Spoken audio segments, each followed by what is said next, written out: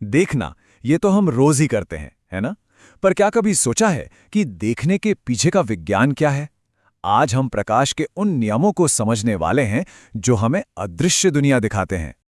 जरा सोचिए, कांच का एक मामूली सा टुकड़ा वो कैसे हमें इतने छोटे बैक्टीरिया की दुनिया दिखा सकता है, या फिर अरबों किलोमीटर दूर की आकाशगंगाओं के राज खोल सकता है।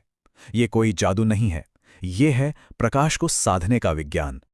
तो आइए इसी सफर पर निकलते हैं और जानते हैं कि कैसे इंसान ने सिर्फ प्रकाश की ताकत का इस्तेमाल करके अपनी देखने की हदें ही तोड़ दी।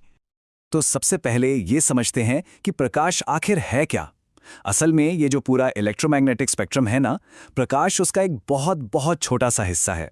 सिर्फ वो हिस्सा जिसे हमारी आंखें देख पाती हैं। और मजे की बात पता है क्या है? इसी छोटे से हिस्से को काबू में करके हम पूरे ब्रह्मांड के राज खोल सकते हैं। और सबसे कमाल की बात तो ये है कि ब्रह्मांड को देखने वाले ये जितने भी जटिल उपकरण हैं ना, वो सब बस दो बहुत ही सरल सिद्धांतों पर टिके हुए हैं। प्रकाश को मोड़ना, जिसे हम बेंडिंग कहते हैं, और प्रकाश को उछालना, यानी बाउंसिंग। जी हाँ, बस यही दो नियम है जो सब कुछ मुमकिन बनाते हैं। तो चलिए पहले सिद्धांत को समझते हैं। प्रकाश को मोड़ना, विज्ञान की भाषा में इससे अपवर्तन या रिफ्रैक्शन कहते हैं। और यकीन मानिए, यही अदृश्य को देखने की पहली चाबी है। अपवर्तन ये तब होता है जब प्रकाश एक चीज से गुजरकर दूसरी में जाता है, जैसे हवा से पानी में। आपने देखा ही होगा, पानी के गिलास में रखी कोई चम्मच या स्ट्रॉ मुड़ी हुई सी लगती है, बस वही है अपवर्तन। ऐसा इसलिए होता है क्योंकि प्रकाश की दिशा बदल जाती है। पर ये जो बेंडिंग है ना, ये अंदाजे से नहीं होती। ये एक बहुत ही सटीक अनुमानित नियम का पालन करती है, जिसे स्नेल का नियम कहते हैं।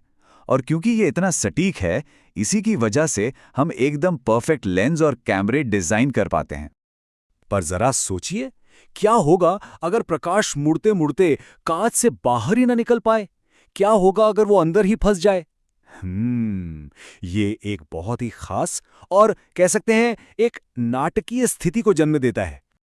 इस घटना को कहते हैं पूर्ण आंतरिक परावर्तन या टोटल इंटरनल रिफ्लेक्शन।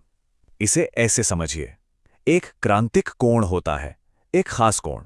अगर प्रकाश उस कोण से कम पर टकराए तो वो कांच से बाहर निकल जाता है। लेकिन अगर कोण उस क्रांतिक कोण से ज्यादा हो तो प्रकाश बाहर नहीं निकल पाता।